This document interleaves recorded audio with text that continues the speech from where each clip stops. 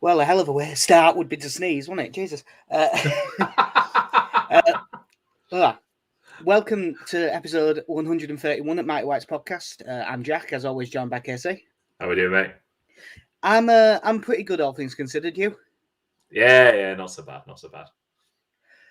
Well, obviously, we missed a bit for reasons that, well, this isn't even the main reason. It was just other stuff making us busy, but stuff will become obvious as it goes on.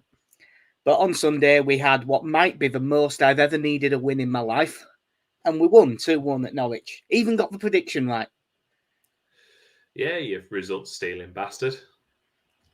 Hey, not that I picked 2-1. But... No, you got first pick and didn't pick 2-1. Yeah, I went with 2-0. That was a mistake.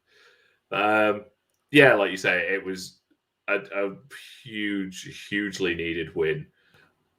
Would have really liked a performance as well, but I'll take one from two of that. Yeah, it would have been nice to have a real. I saw the word statement performance written a lot before the game, and we really didn't get that, but we got the result. The main thing that this game did for me, and it is a bit of a down way to start the podcast, but it's the main thing that I'll always remember about this game, so I need to talk about it. This game proved to me that football is actually magic. Like, completely. On Sunday, me, my brother, and my dad, Casey already knows about this, but me, my brother, and my dad were sat in my mum and dad's living room watching this game. All of us quiet, somber, nothing really to say, because unfortunately my mum died on Saturday.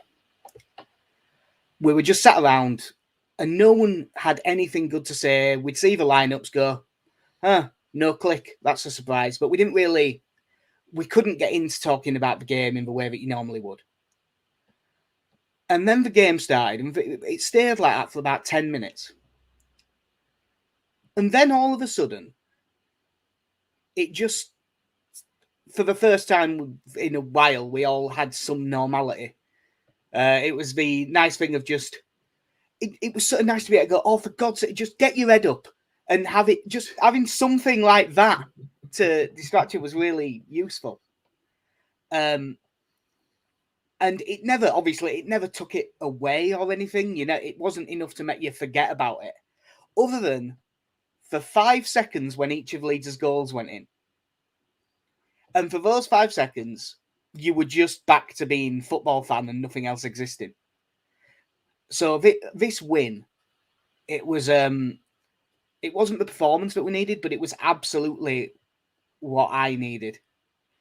It really did improve my mood no end. And it was basically like football is magic, even when you're having what is probably the worst weekend of my life.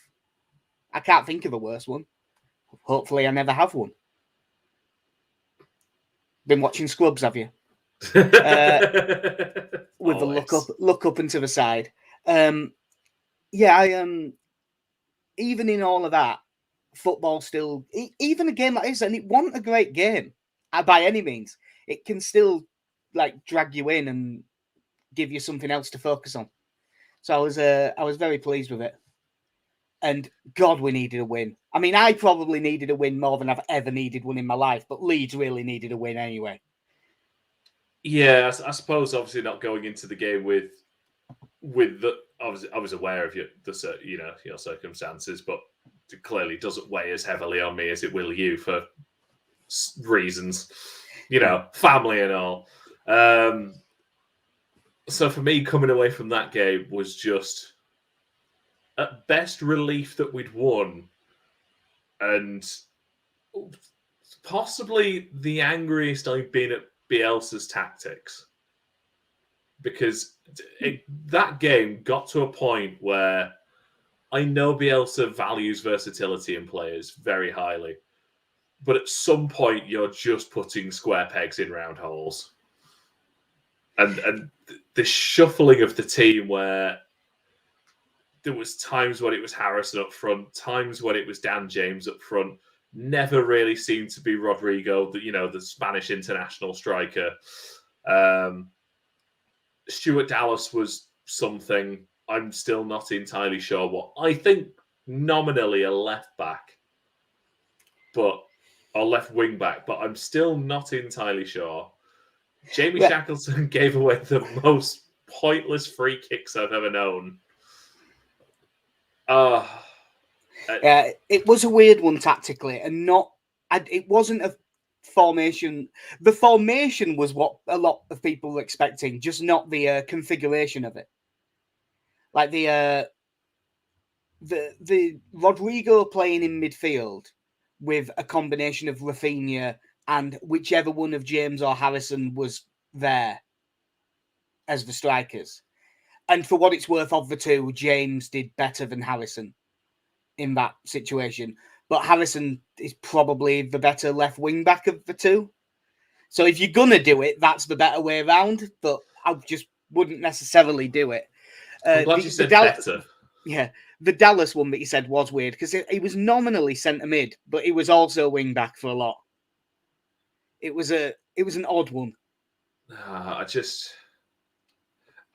looked at that team, and from the start, I just looked and thought, why is Mateusz Klich not playing?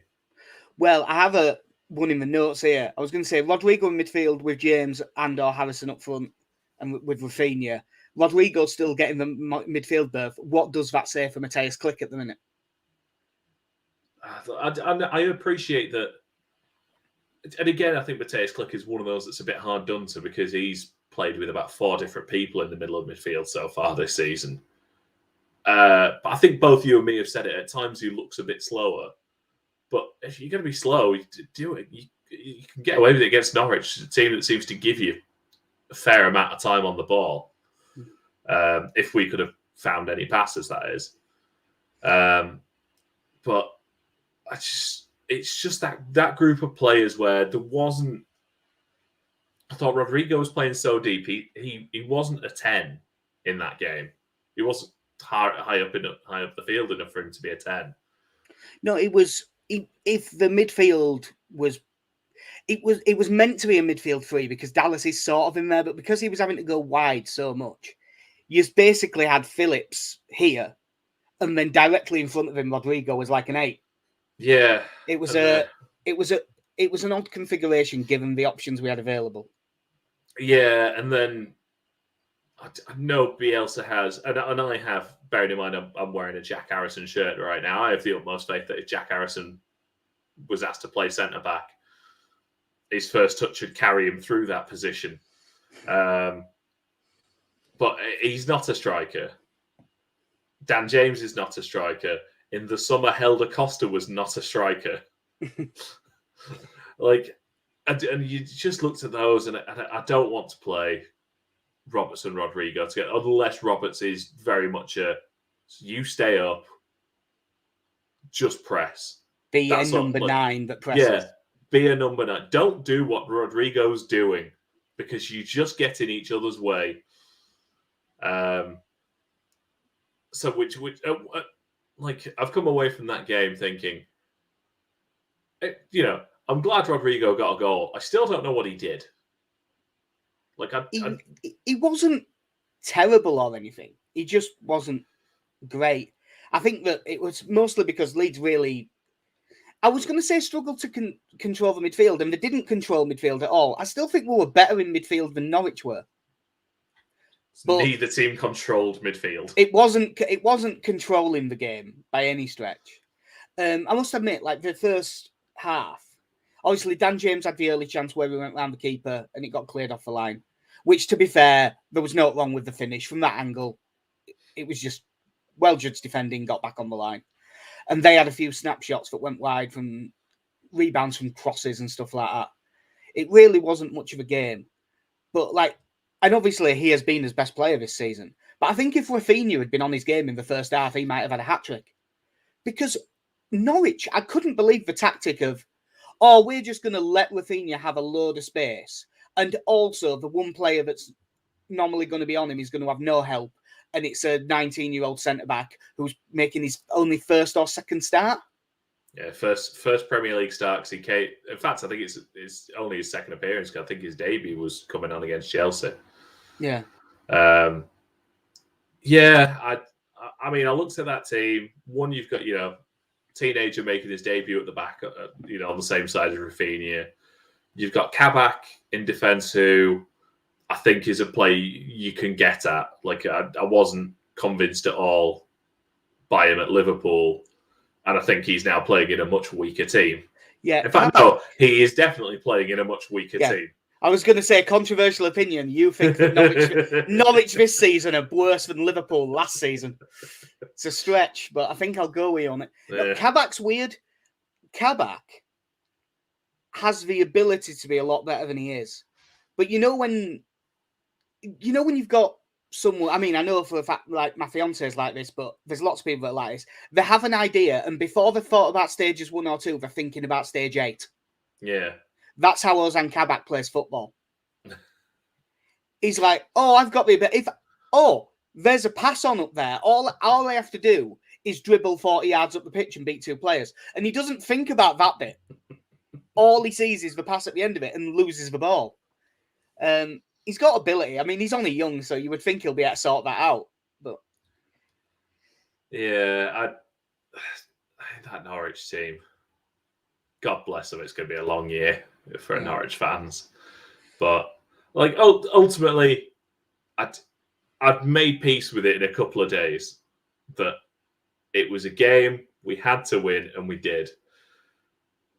But I said this before, and I always go back to the away at the Emirates last season when Phillips was out, and I just wish there'd be some pragmatism in his team selections at times, just a little bit.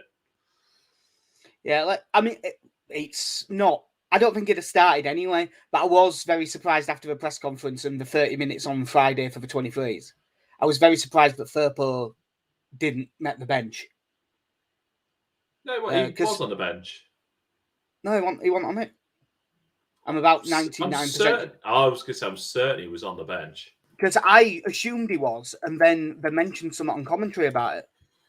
But I mean, admittedly, I did have a lot on, so I could have easily forgotten, but I'm pretty sure. We'll come to that once. I'll let KC look, because he will have more time than me. What I was going to say is, obviously, first half went in 0-0. Wasn't great.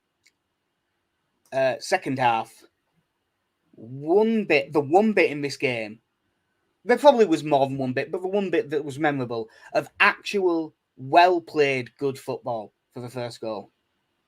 And as much as Dan James's ball to Rafinha and his footwork to finish was really good, the pass from Strauch into Dan James was a brilliant pass. Like, he really did not have much of an angle to make that ball. And it isn't just that he played it into him. He played it into him with enough room to let him run across and turn on it because of the angle of the pass. It was a really good ball. By the way, you are right. Firpo was not on the bench. I've clearly just imagined things. Yeah, I didn't think he was.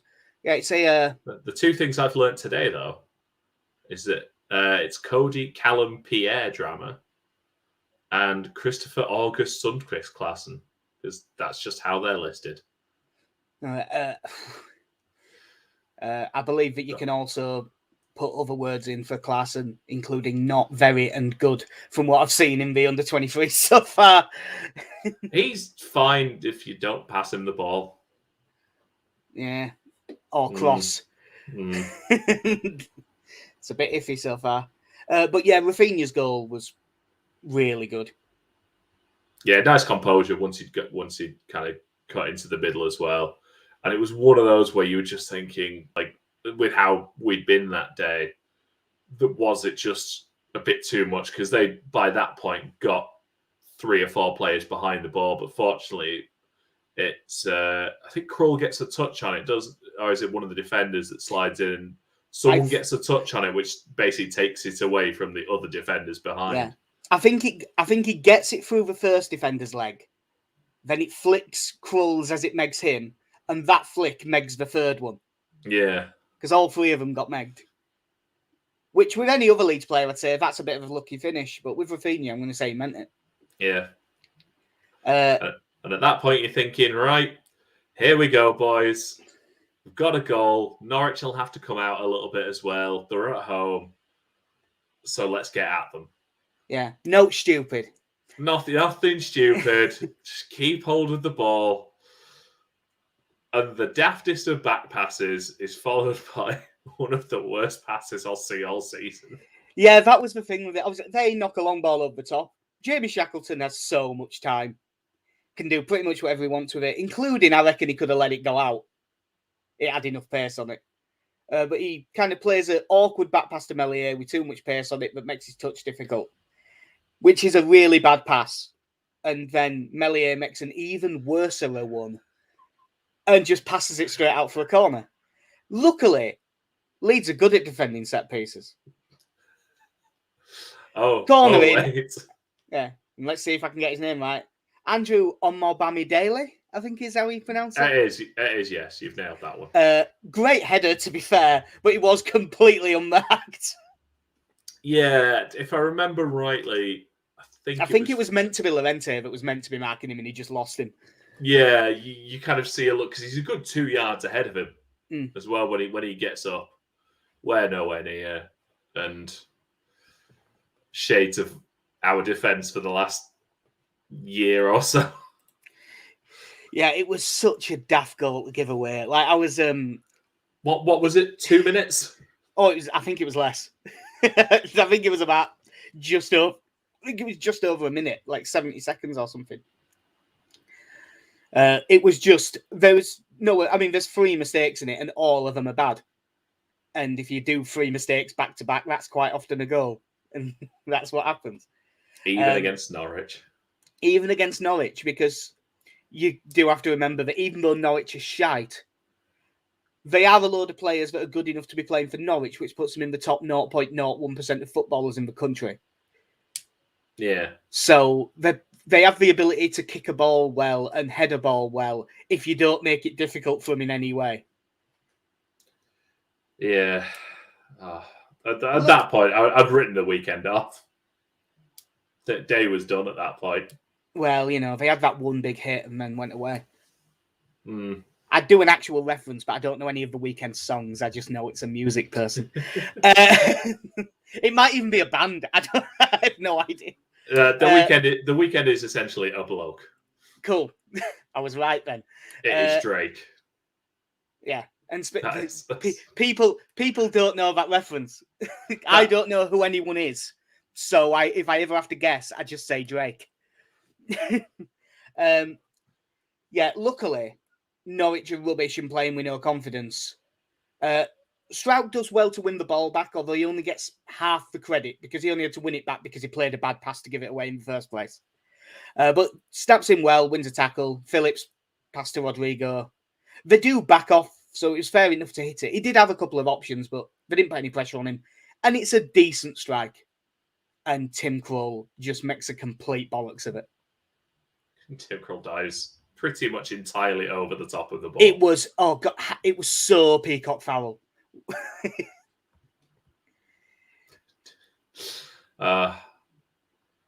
You know what? It's the goal that game deserved. It did deserve 2 goals of quality. And if ever a goal summarized a game, I think it's that one. Yeah, it's one of those things with this game. Like we were not good at all, really, but I do think we were still considerably better than them. Yeah. So I do think it was a deserved win. I don't know who it was that did the ratings for that game, but I didn't envy them because I'd been hard pressed to. It's either for me, like if you were looking at man of the match performances, it was either Rafinha or Strike. Those I've literally got here because I was going to ask you. I thought Rafinha was his biggest threat by a mile the whole game. I mean, admittedly, they'll let him be. There was a stat towards the end where he'd had more touches than anyone else on the pitch. Which seems like, I mean, in order for that to happen, Norwich had to be doing something wrong. In order for it to be that easy to just get him the ball. I mean, we were passing the ball badly and we were still getting him the ball that much. And he probably was the driving force that got us the win, but I thought Stroud was the best player on the pitch. Yeah, and again, as we said, not without a few mistakes in there, but about as solid as you'll see a performance without being particularly great. But no, I thought, especially when you're in a back three alongside Diego Llorente and Liam Cooper, it was quite nice to see the youngest of the three basically taking charge at the back and kind of leading things. I didn't think Llorente had a particularly good game. I thought Liam Cooper was better, but probably also gave away a few daft free kicks around the penalty area. Yeah, he did have a couple. To be honest, Llorente was not really. Obviously, we've said that we're pretty sure it was him that lost his man on the goal. For the first 15 minutes, when Leeds tried to play their way out, they naturally tried to go through Llorente, and he just wanted so long on the ball, and he just kept losing it. Like, quite often, the pass did appear to be on, and he just took ages to do it, and they pressed him quite well. He just really wasn't on it. But that made us, because he was having an off day, that's what made us switch to going down the left more. And this weird kind of skew with formation, the person that it suited was Strauch. Because when, whichever one of Harrison or James was at left back at that time was pushing right up. And when we did get possession, Dallas didn't drop into cover as much. He was then back in midfield. So there's this big gap, and he pushed into it really well. I mean, that's what led to the first goal, but it wasn't the only time he did it. He really looked comfortable doing it. And I wonder if those couple of games playing in midfield have helped his confidence in that regard a bit. Yeah. And to be honest, because one, we struggled getting the ball to the midfielders, and two, the times the midfielders got on the ball, I don't think the passing was that great. I mean, I think we mentioned before when we were speaking after the game, like Calvin Phillips' passing was atrocious. Yeah, he did not have a good game, Calvin Phillips. His long balls just seem to be 5-10 yards away from wherever it was meant to go. There's one in the second half where he just basically smacks it. And honestly, if he was trying to pick out Bielsa, it was probably a good pass. But I think he played a crossfield ball. And I always remember with the Aston Villa game at Villa Park last season, I was talking about one of the goals where I think it's Helder Costa just comes into view, or maybe Rafinha comes into view when a pass is played, and you're like, where's that gone to? Oh, and he's already off camera. I believe that one was a Rafinha pass to Costa.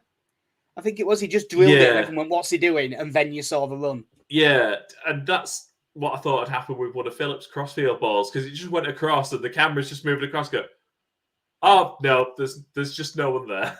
Yeah. All right.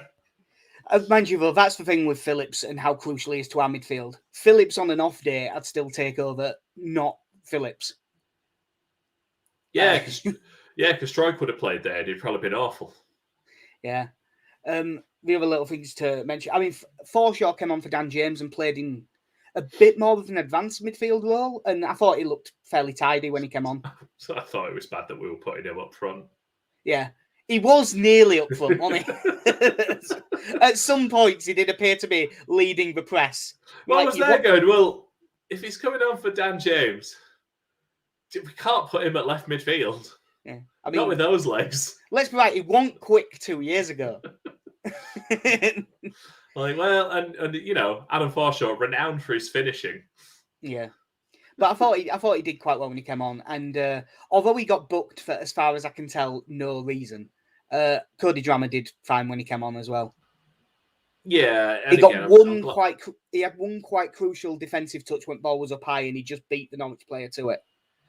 That could have been dangerous.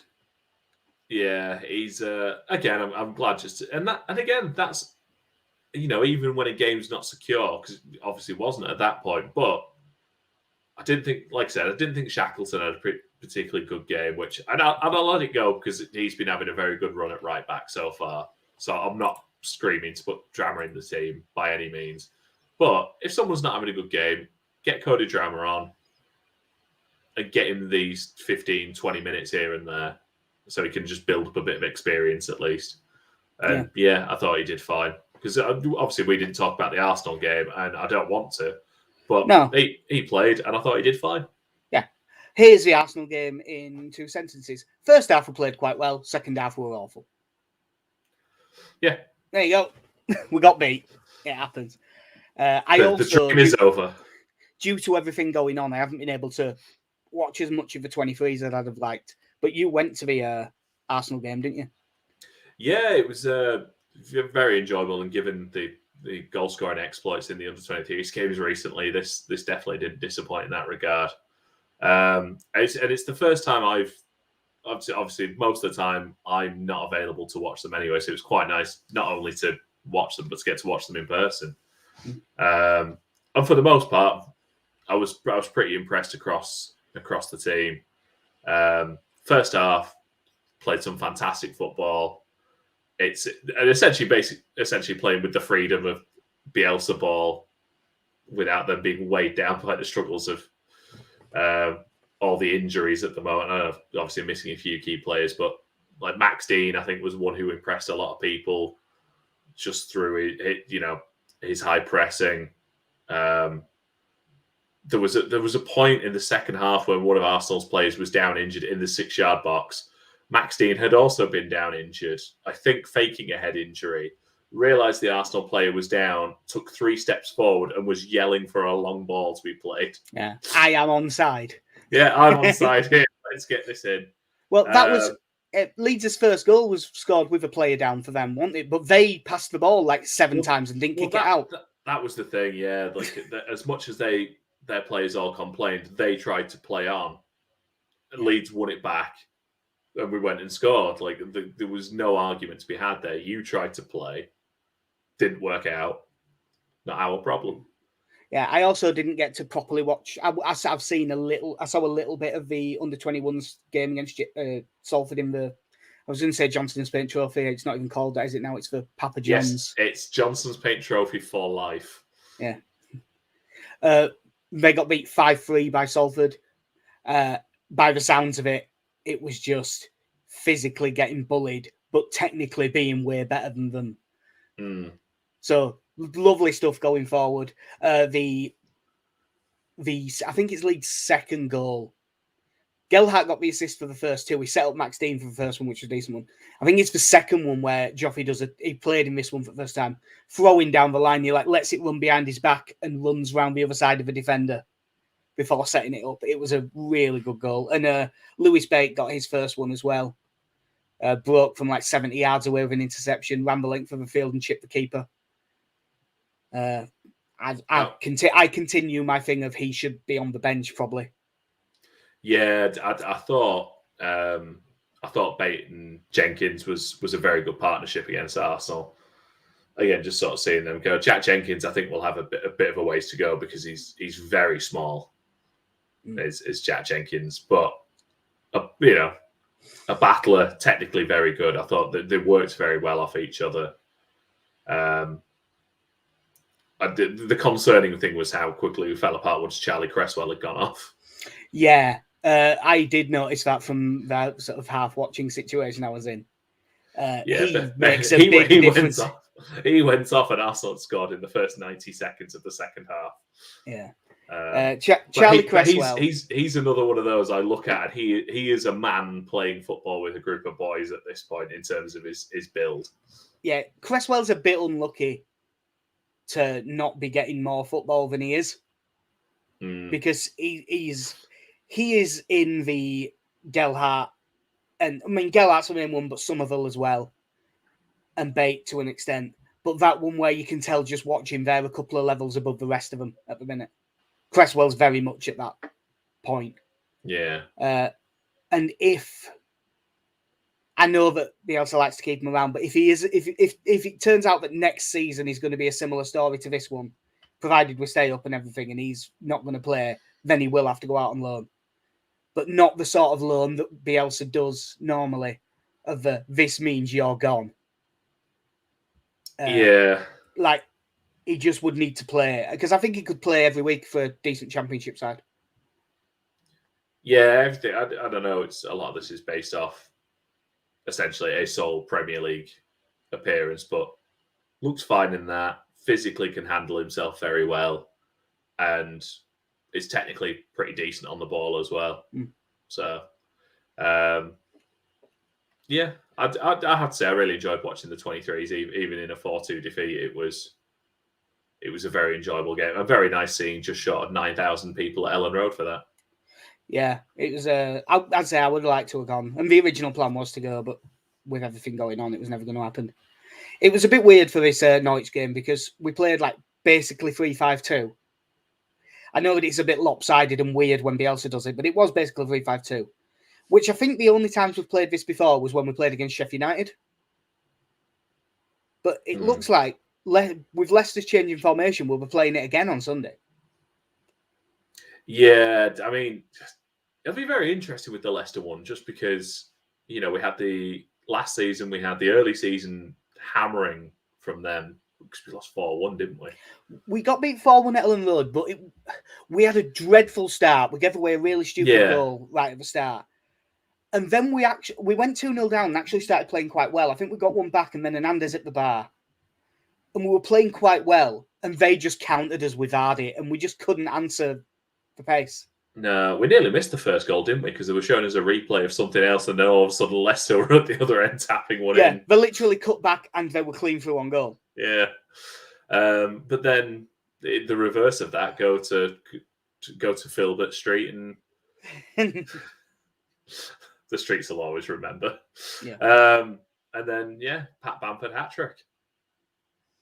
It was a Bamford hat-trick, wasn't it? No, that was a Villa. Oh, was it just, did you get two there? No, in this one, I'm trying to remember the first goal. Bamford scored the one from where Strauch won the ball back. I think he played it into Rodrigo, who played in Bamford. The one driven far top corner. Yeah. And we scored in the very last minute, Bamford breaking through, and he squared it to Harrison for a tap-in. Oh, the first goal, I think we equalised just after they scored. Stuart Dallas, low and hard across the keeper, bottom left corner. Oh, okay. Yeah, I think he was played through by Bamford as well. So I think Bamford scored one and set two up. Yeah. So, Dallas, Bamford, Harrison. Yeah. Yeah. I'm basically giving him a hat trick. Yeah. Well remembered, me. It was a very. Man. I missed this team. Sorry, I'm just looking at this team and just thinking Meslier in goal, Ayling, Cooper, Alioski, Dallas, Stroik, Harrison, Phillips, Rafinha, Bamford, Rodrigo. Oh, that sounds nice. Doesn't sound that different, does it? Well, Bamford's gone, Ayling's gone, Gianni's very gone. Trying not to cause an international incident somewhere. Rodrigo's now a central midfielder. Although on the flip side of this, on the bench we had Kiko Casilla. Yeah, less good. Nah. But yeah, their 3-5-2 has been more sort of 3-4-1-2 because Maddison plays really far forward, plays as a 10.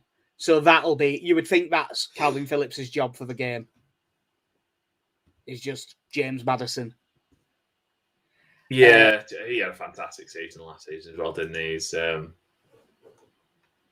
Leicester have, they're 11th now, so they have been inconsistent this year, and also have had a Europa League run going. In fact, they play Spartak Moscow today. Which I was just gonna say, I'm assuming if they're playing at home to Spartak, it is at home, yeah. All right, because I was gonna say if they were away, it'd have probably kicked off.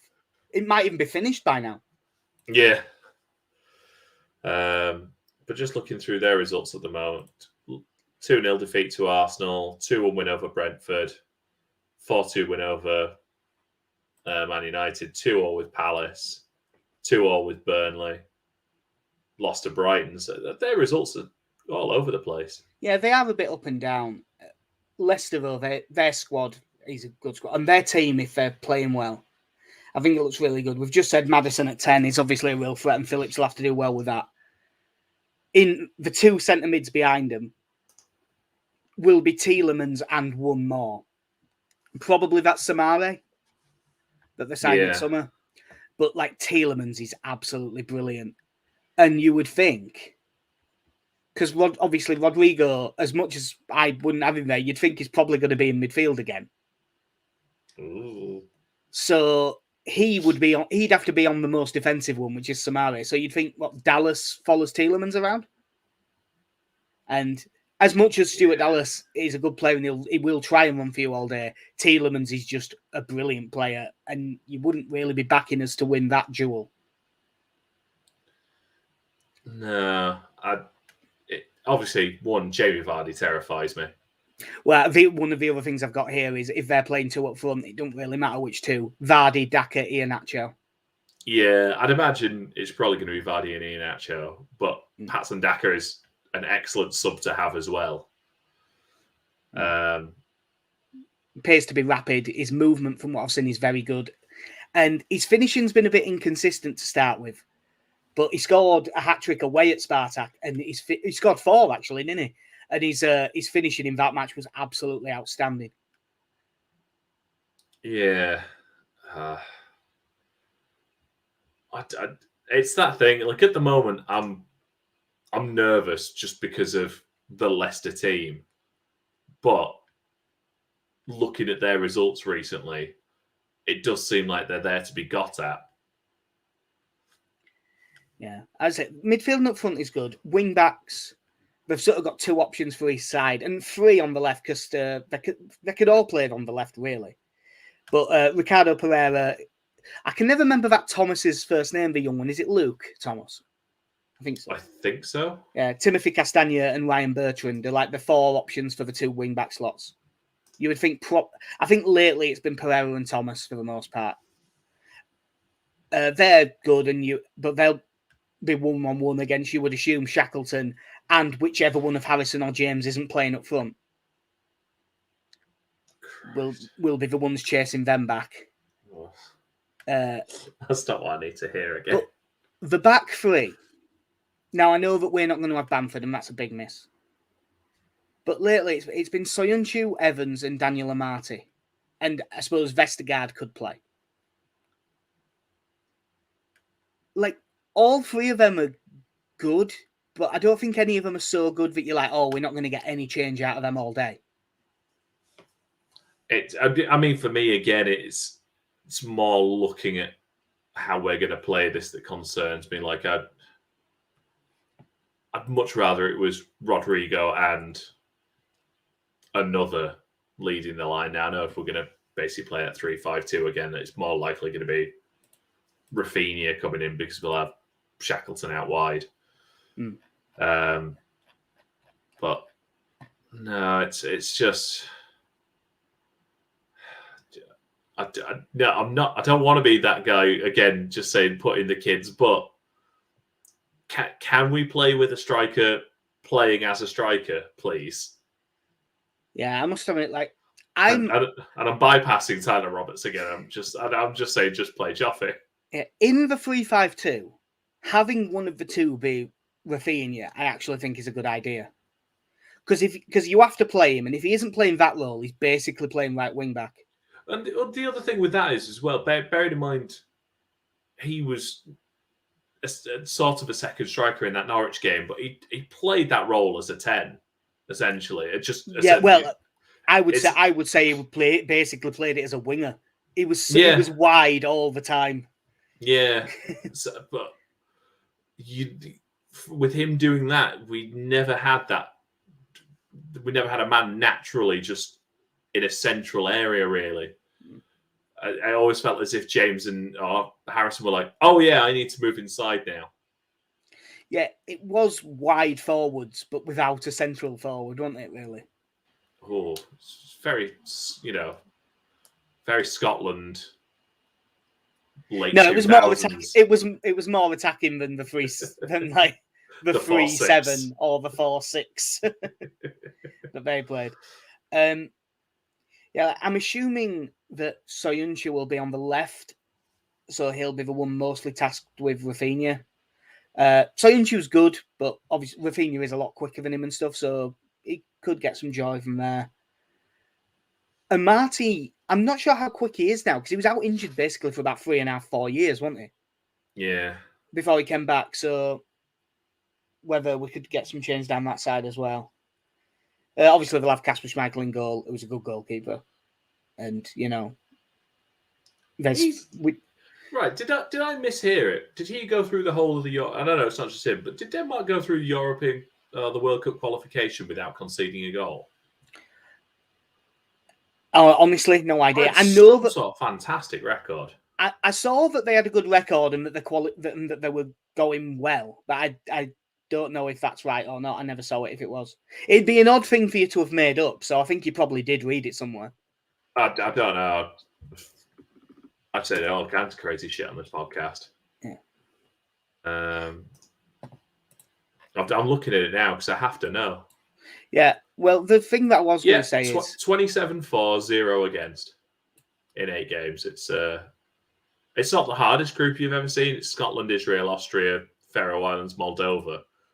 But in 8 games, not to concede a single goal is fairly impressive. Yeah, that's pretty good going. One of the things I've got written here to ask you is, will Rodrigo play in midfield again? Yes. Now, we've sort of half covered it. And it sounds like your thing is he should play up front as part of the front two, but he is going to play in midfield. Oh, yeah, I'm very much resigned to this now. Do you think... Again, I don't want to come into these conversations with any level of common sense, but can we not play the international caliber striker as a striker, please? Yeah. Basically, then, because it'll be a similar formation, they'll set up in a similar way to Norwich, only instead of like a flat midfield three where no one's really pushing on, Maddison will really push on and Tielemans will push on a bit. So it is more... That midfield is a lot more threatening, so we'll have a much tougher time dealing with them. Do you think anything will change players-wise from the Norwich game? No, I can't really see it changing. Especially coming up against a team that's going to be pushing on a lot more than Norwich did. It wouldn't make much sense to be trying to put Mateusz Klich back in the team. There's not going to be any changes you can make to the back three. I mean, arguably, you could do Klich for Harrison. And instead of... I'd tell you what, if I was picking one of the two to play as a centre forward, I think I might rather have Klich.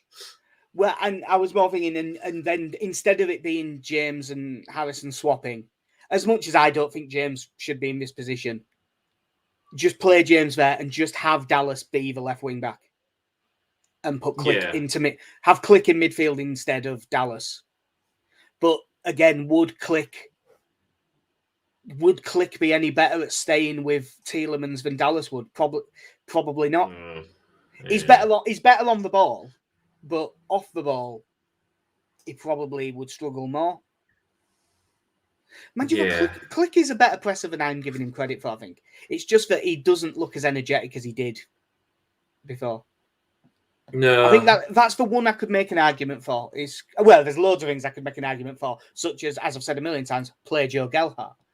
But that's the one. That's the realistic one I could make an argument for. Unless someone's injured, which is Leeds, someone will be. Yeah, I'm just trying to think if there's any other change, depending on his fitness levels.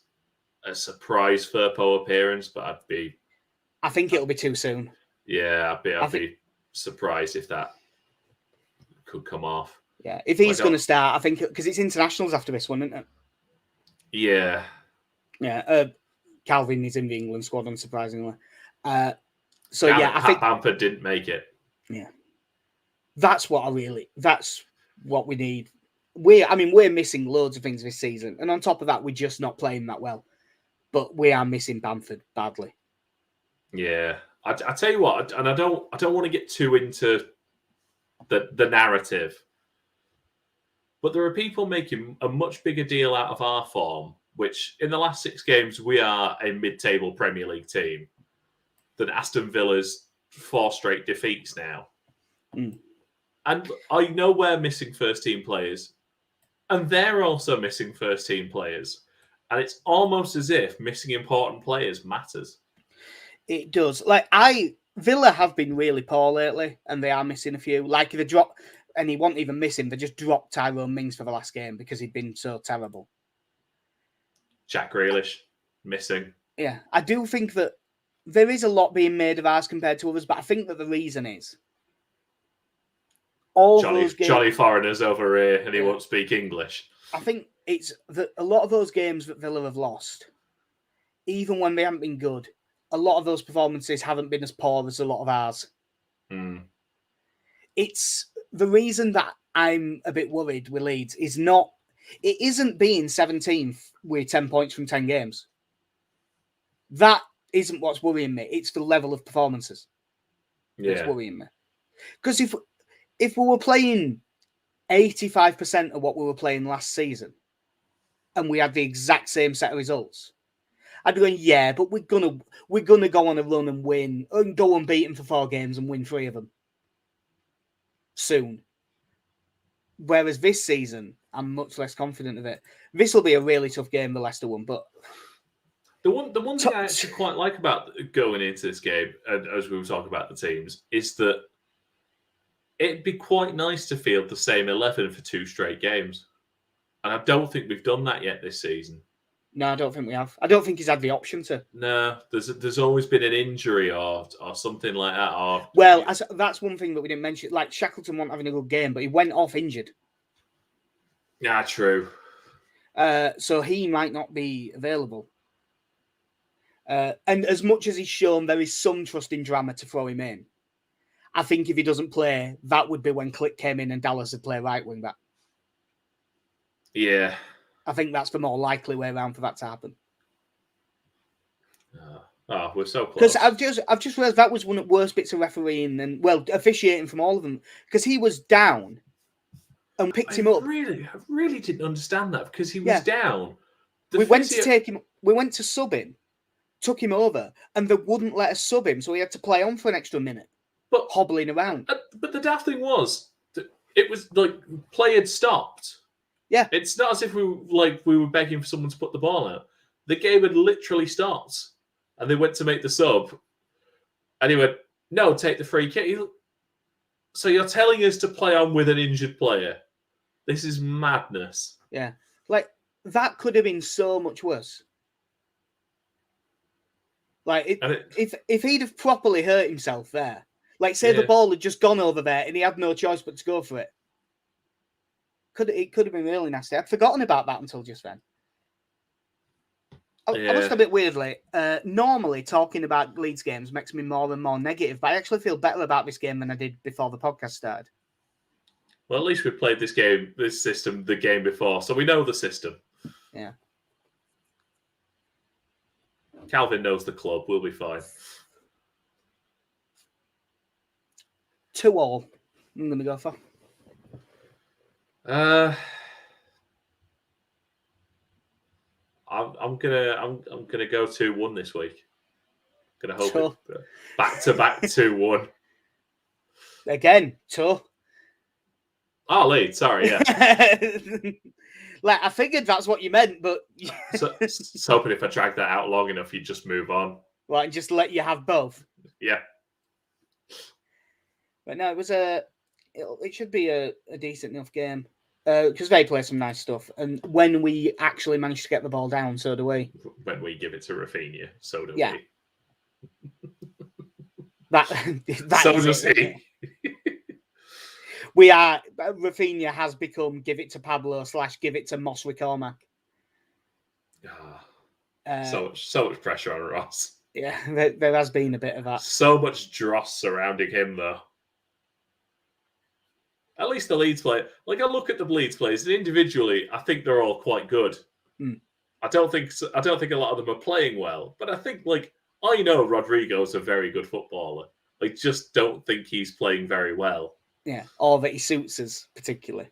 Yeah, but he looks nice, so And I must admit, keep him around. This Rodrigo, compared to a few weeks ago, a few weeks ago was Rodrigo not playing well and not doing out. This Rodrigo is not playing great and has scored 2 and 2. So it's a better version. Don't look at the goals. No, it wasn't. I mean, it's a penalty and a goalkeeping mistake, but it doesn't matter. They're his goals. Yeah. We'll be fine. Probably at some point. Yeah, we'll be fine. We better be fine. If most football managers, if like a load of football manager saves that have already taken place so far are to be believed, Newcastle are still fucked. And Leeds are unbelievable. I saw someone posting a screenshot just like, oh, I'm not in charge of Leeds, by the way. This is just what happened. Fourth first season, and then like won their Champions League group with PSG in it the second season, and signed like 2 players. So I think on the Football Manager, Leeds might be easy again this year. Ah, well. I wouldn't mind. The thing that I used to do for a challenge was manage Newcastle because they're crap. It's not a challenge this year. No. I need a new rubbish team to manage, and it's probably going to be Watford. Oh, could be. And whichever Conference North team I decide to do one with. I'm tempted to have to go to Coventry this year. Yeah, that should be decent. They're up at the. Well, I mean, they're up at the top, but I'm assuming they're not going to be up at the top on paper. No, I'd imagine. I'd like to think they've probably backed them for about a 16th place finish in that division. Yeah. Well, I'd take a 16th place finish for Leeds right now, so hopefully we get that or better. Not in the Championship. No, that'd be a real achievement this season. So yeah, that will do us for episode 131 at Mike White's podcast. We've been a bit overly confident in that we've gone for a win and a draw against a Leicester team that I think are pretty good. But we both went for wins last time and we did win. Not that you can read much into Norwich, but you've got to stick with something. You've got to give yourself hope somehow. So yeah, unless you without to add, KC, I think we're done. We're all good here. Right, cool. Well, I've been Jack, see you. I've been KC. Have a good one. In a bit.